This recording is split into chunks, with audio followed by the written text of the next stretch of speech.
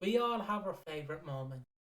Whether that's when Grandad fell down the stairs, or when you had that first sip of hot chocolate that you just love, like that Cadbury's chocolate.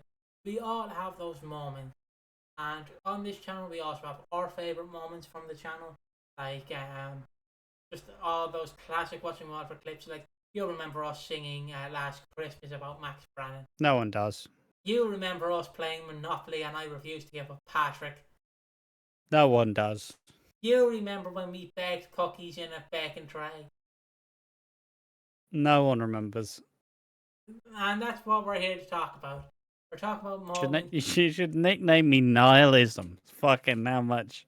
Nothing matters. Nothing's important. That was a skill I was going for, but I never told you. That was the skill I was going to go for. I know. He fucking read my mind. He read my mind. What am I thinking about now, huh? What am I thinking about now?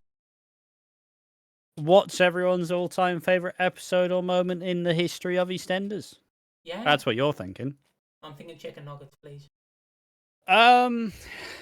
What's her favorite moments? Favorite moments in the show? Ooh. See, it's a big one because you have to go back into the history, right? You have to go, what's most significant to you? What are some of your favorite storylines? What's some of your favorite episodes? I mean, I know it's probably kind of controversial with how negative the kind of press around it is.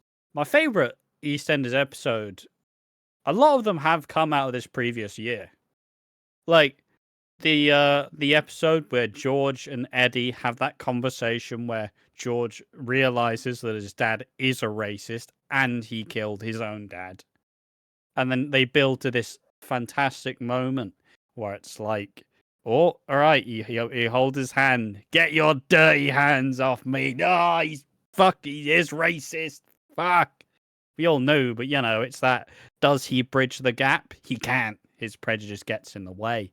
You had the really good stuff with Anna and Gina, where they were kind of talking about how Gina kind of judged Anna for how she came across as white passing and seemed like it felt she had a bit of an easier ride than she did.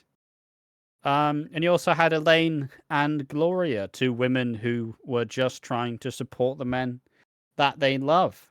The Ian Beale and France episode was an absolute banger, and I really did enjoy it. It played really well with, these characters who we haven't seen in a while. But you bring back Lauren into the fold. You play this love angle with Peter. It's a very small cast, but it's also a very interesting one. But I still say, and I still think that because it was very meaningful to me in how much we covered the year. Obviously, 2023's Christmas episode is probably one of my favorite EastEnders episodes of all time, and is almost definitely one of my favorite moments of all time, because they do it. They do it. They play the flash forward. Oh, it's Nish. Nish is gonna die. They play the song. They fake you out. Never mind. Keanu enters, and then suddenly it fucking kicks off again. Oh, the fucking fake out is tremendous. Obviously there are some all-time greats. You have Bradley falling from the roof. I think that's a great moment. Obviously the live episode. You have like Ronnie with Danielle, where you see Ronnie finally go to find her daughter. They know in the last moment, but it's a haunting thing as she's mowed down. You have Stacey's bipolar storyline, which was incredibly culturally acclaimed and fantastic. You have Den giving Angie the divorce papers on Christmas on, is it Boxing Day 96? Or was it Christmas Day? I think it's Christmas Day. Or 86 rather. I don't know if I fucked up the date in there.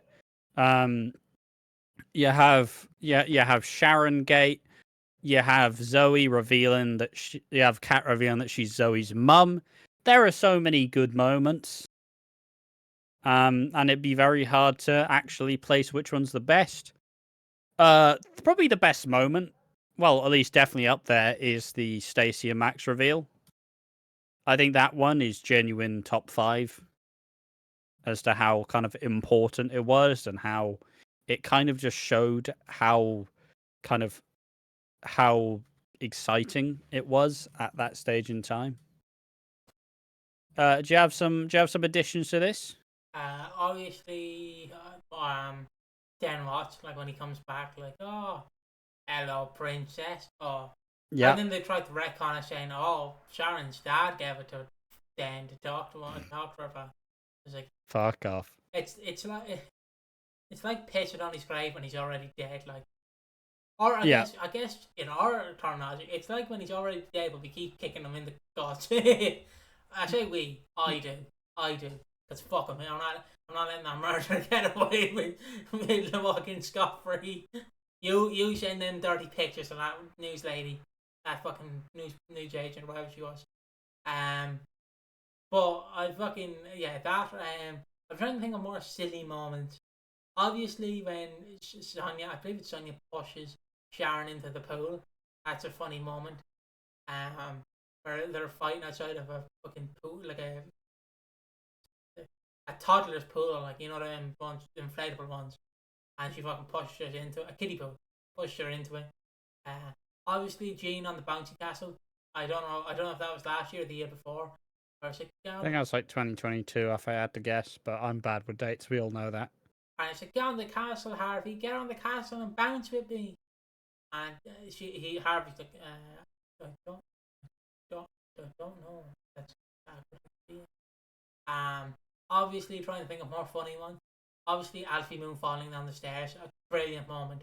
It's not funny given that the fact he blames Kat for being raped at 13, but the fucking you Slater women are all the same. Get off her. Get off her, Haley, and then Haley fucking just like launches her, and he hits his head off a nondescript log. Going for Christmases, obviously Mick Carter, playing My Hero or My Sacrifice by Creed as he swims to the bottom of the Thames to save Linda, who's already saved. And apparently, then he got like, I know it's not how people imagine it, but how I imagine it because of the EastEnders fandom have theorized it. Is that Aunt Babe got a giant fishing net, and like, you know, them comically large fucking fishing rod with the fishing net at the top of it. It just scooped them up in one of them, brought her to the caravan. Obviously you have Big Mo jumping over the keg. It's a funny one. Obviously Ian Beale hitting Tina, which I still need to find the clip fully, but from what I've heard, it's a clip. It's a very odd one. But they're some of my moments. So let's go through. There's 34 comments here. Let's go through most of them and see what they think. Are you ready, folks? I guess you are. What's everyone's all-time favourite episode or moment in the history of EastEnders in the Easties? Okay, I'm way back, but the first huge EastEnders moment I remember watching, and still my favourite, is Grant revealing Sharon's identity with Infidelity with Phil to a packed dick. Fired on a non-knowingly taped confession. Iconic. Yeah, that is very good because you see this play over the whole fucking pub. You know, you see everybody realize that Sharon's talking candidly about sleeping with her. Were Grant and Sharon married? With her partner's brother, and you see Grant just with like a single tear, just like it's fantastic. Also, Den Watts' death is iconic to me. That's probably one of the most iconic moments. I do love it. It's finally everything's caught up to him. A lot of the Den Watts return moments, I think, kind of underrated. Obviously, it's not really one to talk about because the actor turned out to be an absolute fucking clown. An understatement. I'm using the better C word. He ended up being a massive fucking clown, and now people don't really want to talk about it. But like him emerging from the shadows, he emerges from the dark. And then, obviously, when he dies, Sharon emerges from the dark, sees Den for who he truly is. We get the really twisted dynamic with fucking Den and Dennis. Den being like kind of going along with trying to be Dennis's dad, but not really. Dennis wanting a dad who would have solved all the problems, but he's happy with it. But at the end of the day, Den is he only loves himself and Sharon. Like, there's so many good moments from his return, and I think it's slept on a decent chunk. Like, judging what they gave him, there's no surprise that he returned because there's a lot of good shit in there. Obviously, at the end, he got demonized because he fucking shot himself in the foot. But, it was still very good. It's just at the end, they had to kind of, Den Watts is the worst person ever and he's dead. Smash! Still very iconic. Obviously, the rumours from what I've heard, like going into late 05, early 06, he would have become a much darker character from what I've heard. I don't know whether that's true or false, but from what I've heard, he would have. I mean, I would imagine he would have lost everything, right? Like he would have genuinely lost his daughter, lost the family. He's taken atop his throne, like a lot of really, really good stuff. Obviously, obviously we make a joke about it, but we generally do love Den Watch. We just like taking the piss out of him. Like, what's Leslie Grantham gonna do? Sue us? We say that 3 years later, we're handed a cease and desist by his family. But like honestly, like we take the piss out of him, but he is so funny in a way because he's essentially what every YouTuber should look up to, because he's the prime example of don't let your fame get in the way of your fucking judgments, right? And also don't kill a man in the army and say you didn't mean to do it. But anyways, that's just an Adam Pacitti reference because I fucking love whenever he watches something that Leslie Grantham's on, and every 5 minutes he's just like, oh yeah, this is a great scene. Oh, Leslie Grantham, murderer. Oh God, Jesus, stop that! So loud. That's what he does. That's peaking that's waking the fucking dogs up. That's how fucking ridiculously loud that is. So continuing on, yes, that episode is amazing. Sharon Gate was unforgettable. The build-up took ages, but dang, was that good. Classic EastEnders days.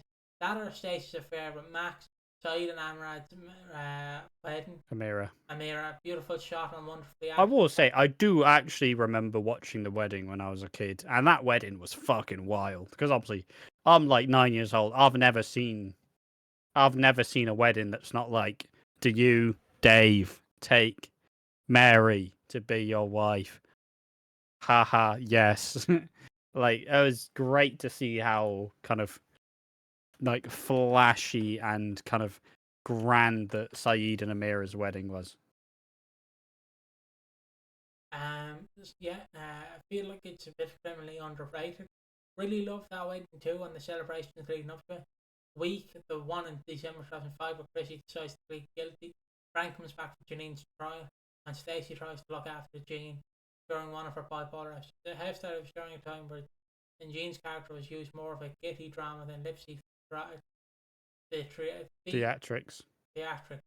And dual or failed relationships, Harvey, Teddy, and it was absolutely beautiful. There were some phenomenal, powerful scenes. Her Stacey that week. Moment, you ain't my mother. Yes, I am. Cat saw we. Again, that whole week was absolutely brilliant. Had many more beautiful moments that I'm capping at, and a phenomenal. I will add to the Jean stuff. The Jean stuff is you're right, mate. You're right. You're saying the same words over and over again. I'm trying to say I can't say the fucking word. Penultimate. No, I can't say the fucking word. My mouth doesn't want me to. Fair enough. Penultimate. The thing with Jean, a lot of, like, seeing original Jean would shock a lot of people because, like, this is a very depressed Jean where she doesn't really give a shit about herself, doesn't really give a shit about her kids. You know, I don't think she was taking her meds. She's very pessimistic, very dark, and very like narrow-minded. Like, you could tell that at that time she just didn't really give a shit about living. You know, she was just trying to get by with having bipolar disorder. So, yeah, early Jean would absolutely startle a lot of people. Because in comparison to now, the fucking characters are so much different. Yeah. 24th of July 2001, Steve confronts Barbara over his abuse, and Barry and Ned discuss abortion. The episode is depressing as can be, but it's one of the most powerful episodes in the show. Specifically when a broken Steve is leaving his mum's flat after the reveal about the sexual abuse, after that sexual abuse reveal. It was a horrifying episode and stays with me over 20 years on. Still feel a bit gross when I think about it, but it was played beautifully. Something more recent, Glorious Death, 11th of April 2024.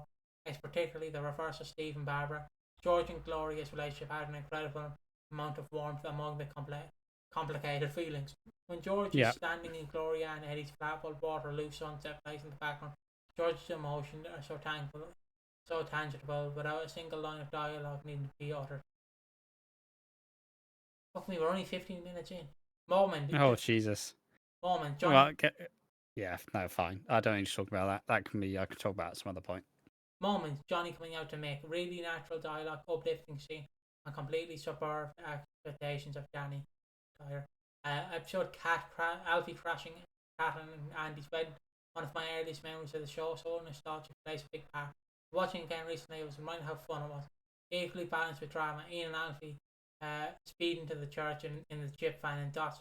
It's Sodom and Gamier as the wedding ends in a huge Sodom and Gomorrah.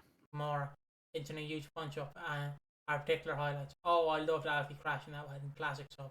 29th of September 2003 for me. And Sharon and Dennis slept together for the first time, and Den returns. It's intense. It's incredible chemistry. Sharon Gate, Kathy slapping Sharon, Phil and Grant's fight in the arches, brilliant. My favourite moment was when Jackie died. Fuck it. It made me so emotional. My favourite episode, can't remember what was the boat crash. Shaki's funeral was Shaki's funeral. It was so moving, and the inclusion of the real family members of the kids killed by knife violence at the end was very powerful. I really love the old school episode where they're all trapped in a pub. Then an exploded World War II bomb was found. I think it was the 15th anniversary too. That sounds fucking epic. Yeah. I know a lot of people didn't like the gangster era in EastEnders. Get Johnny Week was my favourite. Yeah, it's a cool little set piece. Favourite episode, Cat and So You Ain't My Mother. Favourite moment, Little Mo bashing Forever with an iron. Favourite episode around the time of Ruby's date rape storyline, when lots of people were in the thick discussing what is consent and male and female relationship dynamics. There were so many different perspectives being shared. It was a really interesting And I think this episode was, you had Ruby kind of openly talk about it in this poignant scene, where obviously you're dealing with a lot of the things like, oh, did Ruby lead him on? Did she not say no? Did she actually consent? Is she making it up for attention? You have all these really harsh, like, fucking realities. Then you have Ruby address it all in front of everyone and be just like, yes, this did happen. No, I'm not making it up. And fuck you for thinking I did. It's a really poignant scene. Favourite moment, Stacey and Max's affair being revealed, so many lives shattered in a single moment. I think I counted 9 people in the room at the time, all of them devastated. Having watched through 85, my favourite moment is Dr. Legg helping Sue get through her pain of losing Hazan, but putting baby Annie in her arms. That's a sleeper moment. I think that's where we end it. I do think that's where we end it. I mean, that was one of the first Julius themes, really, because you have Sue, who they lose. Because I'll just wrap this around for this. Because you have Ali and Sue, who are living a really like hard life. He's a Turkish man and an English woman living together in the 80s, not really making the most money. They own a cafe. They're living okay, but not really. Ali has to work on the cabs on the side. And then Ali wins this big poker game and he sets himself up proper. They've finally made it. They celebrate their riches. They're happy. They're living in their dingy flat, mattress on the floor with Hassan in the crib. And then they wake up the next day and Hassan is dead. And it's like, fuck. And then Ali obviously struggles with it. He struggles with it a lot. He's very open about talking about her son and how much it hurts. But you have Sue, who just gone. She's completely gone. And she can't even cry. She doesn't deal with it. She just kind of ghosts her way through life. until, as said, Dr. Legg puts baby Annie in Mary's and Sue's arms, and she just fucking cries and cries.